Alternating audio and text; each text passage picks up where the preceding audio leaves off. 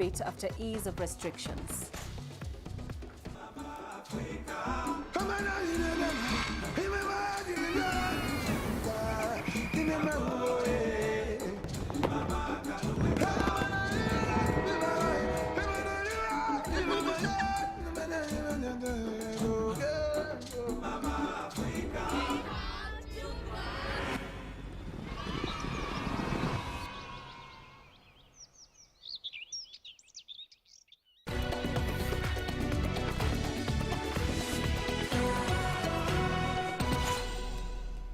Mass demonstrations have again erupted in Sudan's capital, pressing for a return to civilian rule. Naba Mohideen has more from Khartoum.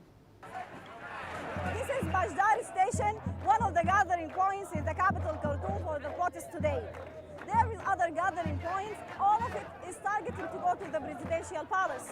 Again, the military takeover following the resignation of the civilian Prime Minister Abdullah Hamdok.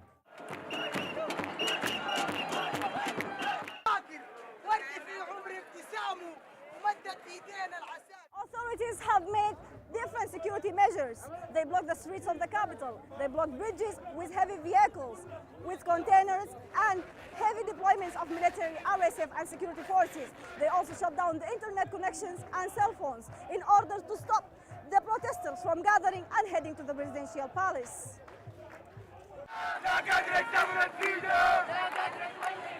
Protest groups have announced at least 6 mass demonstrations in January alone. They also called for more escalation if the military continue in taking unilateral decisions. The resigned Prime Minister warned of chaos if the violence continues against the protesters and if the political powers fail to find a mutual ground. Naba Mohideen, CGTN, Khartoum, Sudan. Meanwhile, in South Africa, freedom of movement has been restored, boosting domestic travel. International travel restrictions, including bans, are also being eased in several countries, including key source markets such as the United Kingdom and the United States. CGTN's Julie Shire reports.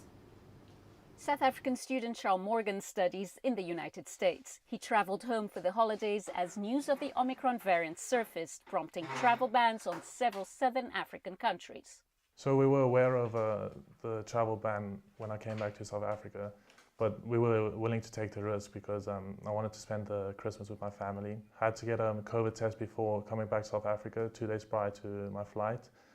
And other than that, no quarantine or anything, but it was tricky coming back. US President Joe Biden has since lifted restrictions, but Morgan's trip back to the US was delayed. We were already planning on going back to Cancun and quarantining there for 2 weeks. But then luckily, just as we booked the flights and packed the bags, he opened the travel ban and I could stay for a few more weeks. For other travelers, the easing of restrictions by the US and other markets came too late. We have seen an increased number of people traveling into the country and not too many people traveling out of the country. Countries like Mauritius still has South Africa on the red list, and it's a big market for South Africans who wants to travel outside of the country. It had a negative impact because we are more dependent on international arrivals to sustain our tourism value chain. And when people visit South Africa, they don't want to come to just one country, you know. They want to go to Botswana, they want to go to see Swaziland. So this travel ban had a negative impact on the entire SADC region. Conditions at home are improving. A 21-month curfew was scrapped, boosting leisure travel and business trading hours over the festive period. People, who are involved in hospitality and restaurants to be able to operate on normal hours, which is a huge achievement. We didn't restrict interprovincial travel. People could go to the beaches. So in essence, there was a trust in terms of the domestic travelers to say that we can book anywhere where we want to go. Many international destinations remain closed to South Africa, but a robust recovery is expected in the local market. Leisure travel picked up significantly over the holiday. There's now a focus on boosting business travel, which dried up over the last 2 years. Julie Shara, CGTN, Cape Town, South Africa. The World Health Organization says about 9.5 million new COVID-19 infections were reported globally last week, increasing by 71% from the previous week. The Omicron variant is rapidly spreading in many countries. Early studies show it appears to cause less severe disease compared to Delta. But the WHO official said even with a reduced risk of hospitalization, Omicron cannot be categorized as mild. The WHO chief has urged global leaders to end vaccine inequality to ensure the world is protected from the pandemic. Meanwhile, Africa's top public health officials say severe lockdowns are no longer the best way to contain COVID-19. Africa CDC Director John Nkengasong said this as he praised South Africa for adopting that approach when responding to its latest infection wave driven by the Omicron variant. South Africa recorded a steep rise in COVID-19 infections when it alerted the world of the Omicron variant in November. The country experienced a peak in infections in mid-December. Since then, the country has recorded a drop in new cases and announced the easing of restrictions before New Year's Eve. Nkengasong says he fears that COVID-19 could become endemic on the continent given the slow pace of vaccination. Let's bring in Dr. Bharat Pankania, Senior Clinical Lecturer at University of Exeter Medical School. He joins us from Bath in the United Kingdom. Thank you very much, Dr. Pankania, for joining us. Africa CDC is against lockdowns as a way to contain COVID-19. What would you suggest as the best way to deal with the pandemic moving forward? Yes, it's very difficult for Africa to have a European model, and the European model of restrictions and stay at home will not work for Africa. People in Africa need to go to work to have the money to buy the food to feed themselves. So what will work, and this is something we have said repeatedly, is immunize your people. And we really need to immunize Africa at great speed. The other things that we can do, and we must do as well, is not forget that infection control is multifaceted. Therefore, wear good quality masks, have ventilation, have good hand hygiene, and do all those measures together with get immunized, and that will be a good way forward for Africa and the rest of the world, to be honest. Now, the numbers in Europe and the United States continue to increase. However, hospitalization in Africa is still significantly low. What would you attribute this to? So in Africa, we have a different population structure. The African continent is predominantly a younger population, and we know that SARS-CoV-2 affects older people much more. So the European population is a lot older, and therefore we have much more hospitalizations compared to the younger population, and therefore most people in Africa are not hospitalized. All right, Dr. Bharat Pankania, thank you very much for joining us. Thank you. You're watching Africa Live. Let's take a short break. Coming up, Ethiopia's finance ministry seeks approval to increase its budget. And Tanzania projects its economy to bounce back in 2022 after COVID-19 pressure. Africa is the nexus of enterprise, and global business will tell you why it matters. From the mega investment projects to multi-billion-dollar mergers and acquisitions. Africa today collects, just in terms of revenues from taxes alone, $545 billion a year. If you take 10% of that and you devote it to the energy sector, problem solved. All this on Global Business, weekdays at this time on CGTN.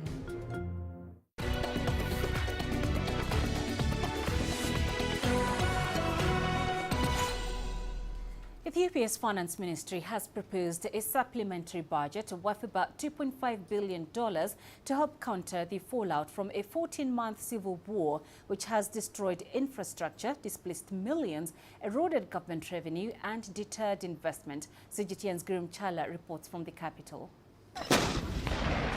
The Ethiopian civil war has lasted almost 14 months.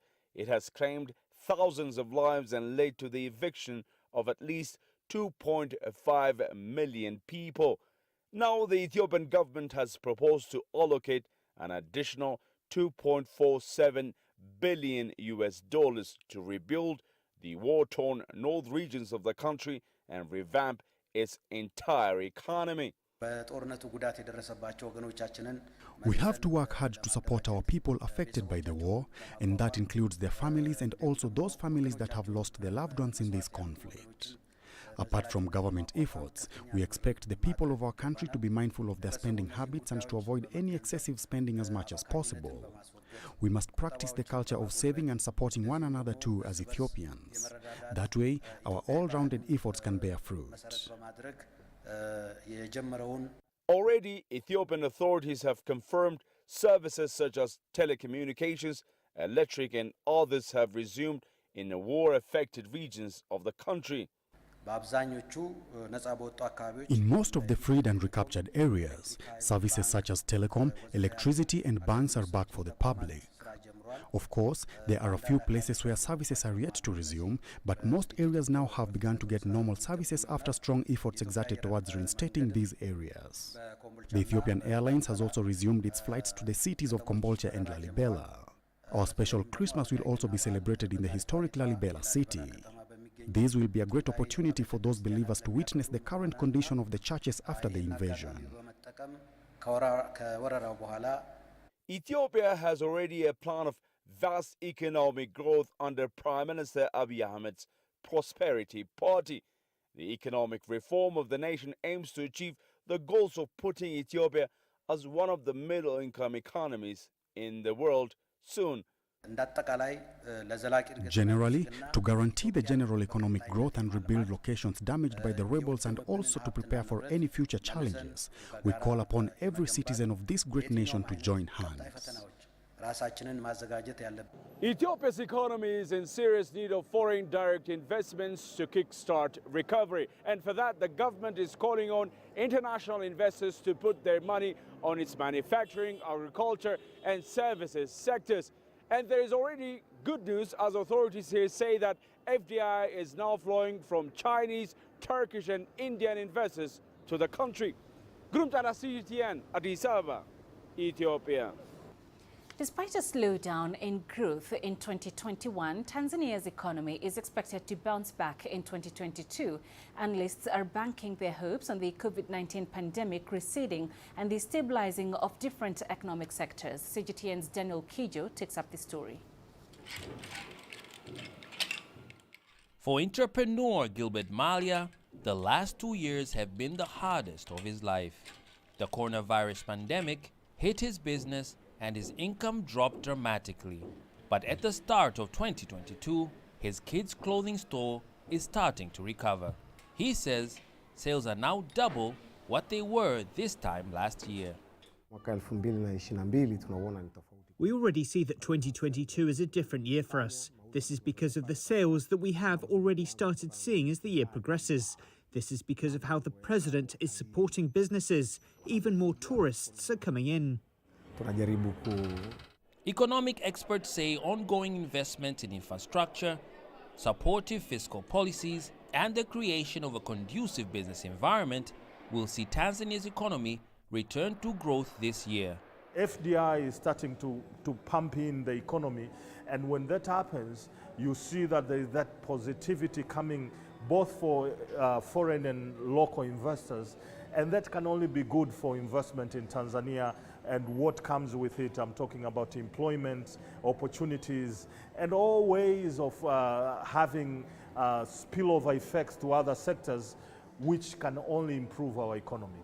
The mining sector is also expected to increase its contribution to the national GDP this year, following the government signing of 4 major contracts with new mining investors. Over the last 9 months, Tanzania has secured loans amounting to $3 billion from the World Bank, the International Monetary Fund, and the Africa Development Bank. The government says the funding will be used to implement a number of projects which it says will stimulate growth. The government, however, is facing criticism from opposition politicians who say the loans are increasing the national debt. But it says the loans will be transferred to the 2022-2023 budget in order to complete major projects like a hydropower dam along Rufiji River, a crude oil pipeline from Uganda, and a liquefied natural gas processing plant. President Samia Suluhu Hassan says all this is in line with the government's mission to improve living standards. kama ilivyotamkwa kwenye mpango wa 3 wa serikali. Just as it is stipulated in the third 5-year development plan 2021 to 2036, that the main aim is to grow the economy from person to person, as well as improving the economy as a whole. Kama nilivyosema hapo awali. The new Omicron variant of the coronavirus means it's far from certain that COVID-19 will ease pressure on economies in 2022. But Tanzania's government is hoping key sectors like tourism and mining will help the country's economy to grow again in this third year of the pandemic. Daniel Kijo, CGTN, Dar es Salaam, Tanzania. Let's revisit a developing story that we are following from southwest China. A rescue mission is underway after a canteen collapsed in Chongqing City. The latest update is that 13 people have been rescued, 3 of whom died after being rescued. Hundreds of rescue workers are at the scene of the incident. A working group and experts have also been deployed. This is a developing story and we'll provide more details as soon as we get them.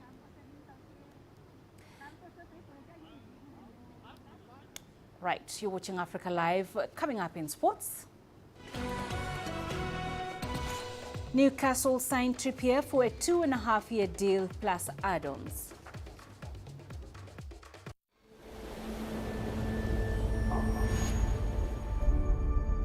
How would you create your legend? On the fields,